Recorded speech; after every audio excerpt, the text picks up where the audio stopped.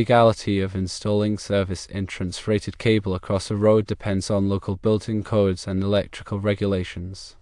In general, it is not permitted to install service entrance rated cable across a road unless it is properly protected and meets specific electrical code requirement.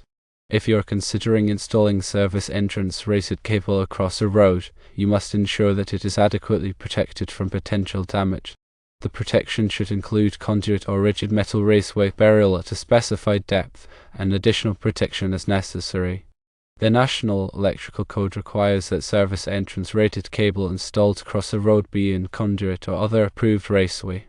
The conduit must be buried at least 18 inches deep or protected by a concrete slab or other approved means.